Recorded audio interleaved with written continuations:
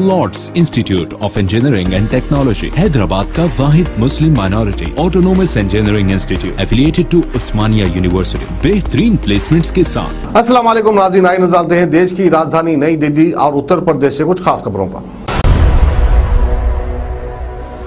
बीते कुछ दिनों से उमस और गर्मी की मार झेल रही राजधानी में मंगलवार यानी आज सुबह झमाझम बारिश ने लोगों को मिजाज को खुश कर दिया। पूर्वी, दक्षिण पूर्वी, उत्तर पूर्वी, उत्तर दिल्ली, नोएडा, ग्रेटर नोएडा, दादरी, मेरठ और मोदी नगर में आज सुबह से ही तेज बारिश हो रही है। मौसम विभाग ने आज सुबह ही इन इलाकों में बारिश का होने का पहले से ही अनुमान जताया था। तो वहीं इसी के साथ लगातार हो रही बारिश की वजह से Vikas Marg, GT road, ITO, Kashmiri gate के साथ ज्यादातर बड़े पॉइंट्स पर पानी भर गया है और जाम की सिचुएशन भी बन गई है, जिस वजह से गाड़ियों को भी आने जाने में परेशानी हो रही है और पैदल चलने वालों को तो सड़क पर चलना मुश्किल हो गया है। साथ ही मौसम विभाग के मुताबिक बताया जा रहा है कि अगले 3 से 4 दिनों में भी रुक रुक कर बारिश हो सकती है और आगे ये भी कहा कि आज से शुक्रवार तक बादल छाए रहेंगे और ज्यादा तेज बारिश नहीं हो पाएगी, जिस वजह से तापमान में ज्यादा गिरावट भी नहीं होगा। इसी के साथ ये भी बताया जा रहा है कि बारिश के साथ बदले मौसम में बीमारियां अचानक से बढ़ गई हैं। वायरल फीवर और टाइफाइड के बाद डायरिया से भी पीड़ित मरीजों की संख्या तेजी से बढ़ी है। साथ ही आपको ये भी बता दें कि इसके अलावा राजधानी में 31 जुलाई तक स्वाइन फ्लू के सिर्फ 2 ही मामले सामने आए थे, लेकिन अब 25 अगस्त तक सिर्फ 4 हफ्ते के अंदर इसकी संख्या बढ़कर 60 हो गई है।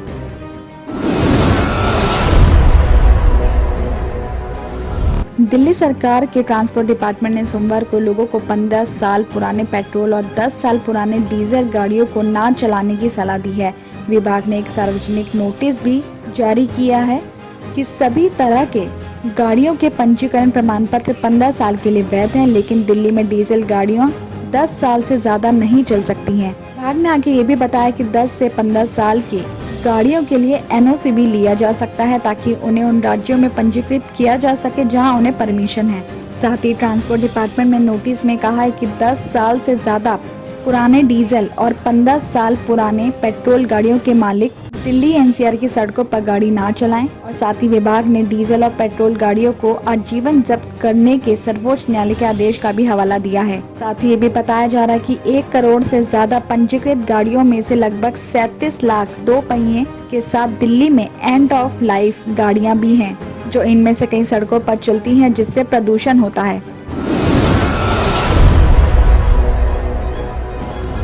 कोतवाली इलाके में मोबाइल चोरी के शक में एक शख्स ने दूसरे शख्स के सर को पत्थर से कुचल दिया। चोट की वजह से शख्स बयान देने की सिचुएशन में भी नहीं है और उसकी हालत काफी ज्यादा सीरियस बनी हुई है। बताया जा रहा है कि शनिवार रात करीब 11 बजे पुलिस को इस बात की खबर मिली कि चांदनी चौक के बनखड़ी मंदिर के पास एक शख्स दूसरे शख्स के सर पर पत्थर से हमला करके उसे बुरी तरह से घायल कर दिया है। खबर मिलते ही पुलिस मौके पर पहुंची और एक चश्मदीद ने पुलिस को बताया कि वो एक रिक्शा चलाता है और बनखड़ी मंदिर के पास ही फुटपाथ पर सोता है। रात में उसने 2 रिक्शा वालों से भी मारपीट करते हुए देखा है। बताया जा रहा है कि एक शख्स मोबाइल चोरी का आरोप लगाकर उससे झगड़ा कर रहा था, जो दूसरा शख्स फोन चोरी करने से इनकार कर रहा था और इसी दौरान एक शख्स ने दूसरे आदमी पर सिर पर पत्थर से ताबड़तोड़ हमला करने लगा, जिसके बाद वो बेहोश होकर जमीन पर गिर गया और शोर शराबा होने पर आसपास के लोग वहां पहुंचे और उस आरोपी को पकड़कर पुलिस को इस बात की खबर दे दी गई,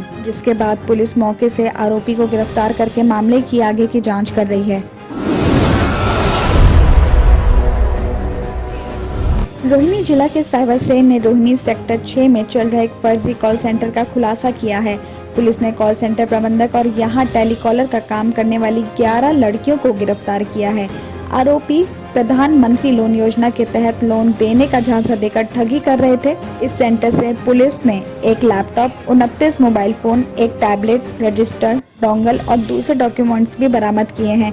बताया जा रहा है कि ये आरोपी महाराष्ट्र, कर्नाटक, पश्चिम बंगाल, बिहार, झारखंड और मध्य प्रदेश के लोगों से ठगी कर रहे थे। पुलिस के वहां पहुंचते ही टेलीकॉलर का काम कर रही लड़कियां अपना मोबाइल फोन भी छिपा रही थी। पूछताछ में आरोपियों ने अपना गुनाह कबूल कर लिया है। आरोपियों ने बताया कि लोन दिलाने के टेलीकॉलर लोगों को फोन करती थी और लोन लेने वाले इंटरेस्टेड लोगों से उनके डॉक्यूमेंट्स भी मंगाए जाते थे। उनके बाद उन्हें प्रोसेसिंग फीस जमा करने के लिए भी कहा जाता था और पैसे मिलने के बाद लोन लेने के इंटरेस्टेड लोगों के फोन को ब्लॉक कर दिया जाता था। पुलिस के मुताबिक कॉल सेंटर का मालिक अभी फरार है, जिसकी गिरफ्तारी के लिए जाँच की जा रही है। किडनी के अमराज से परेशान मायूस लोगों के लिए खुशखबरी। R&S यूनानी फार्मेसी किडनी और गॉल ब्लैडर स्टोन के खात्मे का जरिया। अब UNI स्टोन कैप्सूल्स के जरिए खात्मा कीजिए। No operation, no side effects, 100% result. सिर्फ UNI स्टोन कैप्सूल से मुस्तहिक लोगों के लिए खुसूसी रियायत। फिर से पथरी न होने का मुकम्मल इलाज। दर्द, कॉन्स्टिपेशन और पुराने कब्ज से निजात पाइए। आज ही तशरीफ लाएं। R&S यूनानी pharmacy, first floor, syndicate bank, Bahadurpura x road, Hyderabad. Contact 9703 939 436 9063 383760।